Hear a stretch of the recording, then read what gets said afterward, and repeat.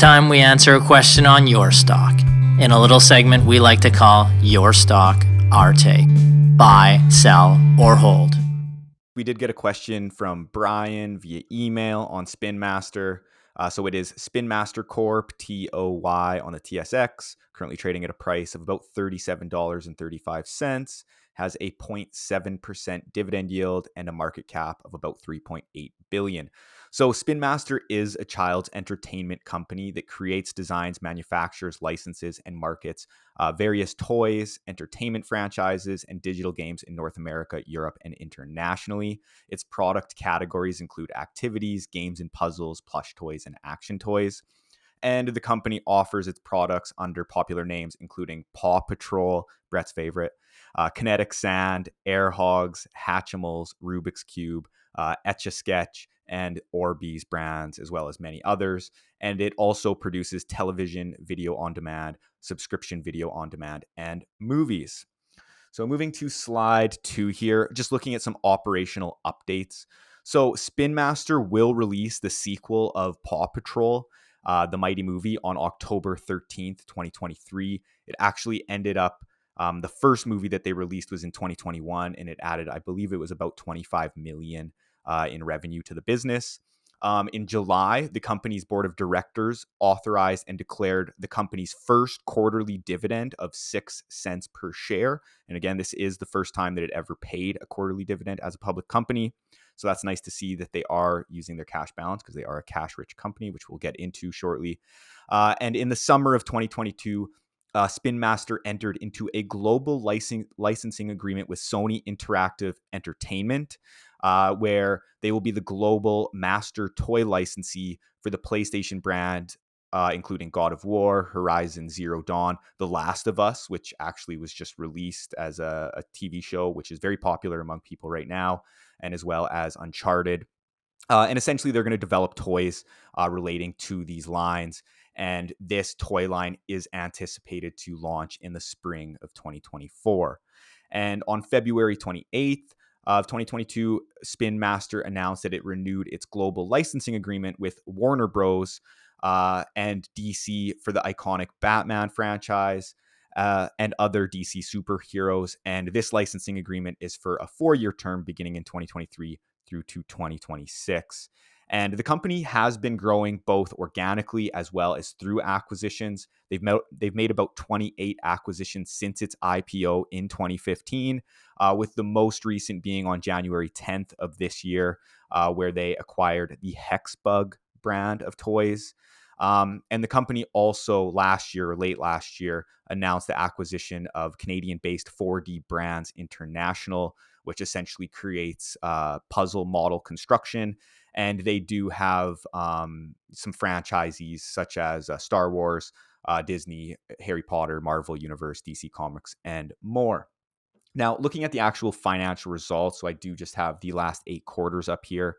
But looking at the most recent quarter, Q3 of 2022, revenue was about 624 million, which was a decrease of about 12.7% from 714.5 million for the previous year. And this decrease was driven by reduced shipments in Q3 2022 compared to the prior year as a result of customers ordering earlier in the current year, as well as entertainment revenue was down due to lower distribution revenue related to the Paw Patrol movie, like I kind of was mentioning earlier, and the digital games revenue decreased due to lower in-app purchases in Toca Life World. Looking at the profitability, so Q3 2022 adjusted EBITDA was 167.6 million, a decrease of about 23% from the previous year. And net income for Q3 2022 was 141.4 million, an increase of 4.4%. But if we actually look at the adjusted earnings, this actually was down slightly. And looking at the company's balance sheet, we did actually include this company in our cash-rich reports because they are a cash-rich business with about 674.9 million in cash and debt and leases of only 71 million, providing a net cash position of 603.9 million or $5.87 per share.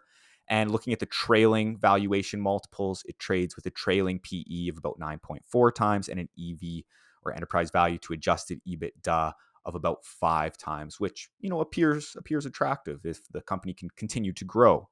So the company did recently come out with a decrease in their fiscal 2022 guidance, where management now expects 2022 toy gross product sales in constant currency to increase by low single digits compared to 2021, as compared to low double digits announced on July 27th, 2022. So they are bringing that guidance down, and management now expects 2022 adjusted EBITDA margin to be slightly below the 2021 adjusted EBITDA margins, as previous guidance announced that it would essentially be in line with the 2021 margins.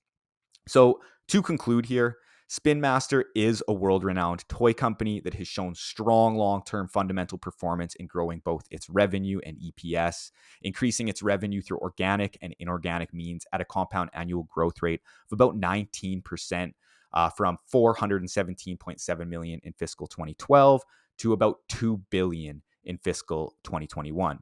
Now, looking forward for growth, the company is expected to release the sequel of Paw Patrol in late 2023, and a PlayStation line of toys expected to launch in the spring of 2024. But considering management's lowering of guidance, the near-term growth outlook is a little difficult to determine. Now, the company does maintain a cash-rich balance sheet and recently started paying a 6-cent quarterly dividend, but the company continues to be only as good as its next best toy. An investment thesis would be dependent on management continuing to execute on growth moving forward, which to me personally seems a little unclear, even though they do have some interesting things in the pipeline. Yeah, I think Spin Master is a really interesting company. You go back to 2012, they had about 460 million and up to 3 billion, in 2022, I believe, or the trailing 12 months. So Yep. tremendous growth, operating earnings up over that period too. I think in this situation, you'd have to trust management that they continue to innovate, come out with great products, or make acquisitions from the cash flow in hand. If you had a great deal of trust with them, it's trading at a relatively reasonable valuation if you take cash out, particularly even with cash in. It's just now the prediction is for lower EPS this year, potentially, right? Lower. So, if they get a hit off a toy this year, maybe, and have some recurring type of revenues from past products, like they own, say, Rubik's Cube. I'm sure there's a certain amount that get purchased every year. Every new household needs a Rubik's Cube or something like that. But, they do have to keep hitting. I mean, they have a track record of doing it. Yep. The other factor here would be in a recessionary time, they, maybe you buy a few less toys, so, or a few less games or something like that. So, it could be something that, maybe that's part of the guidance there. Yeah.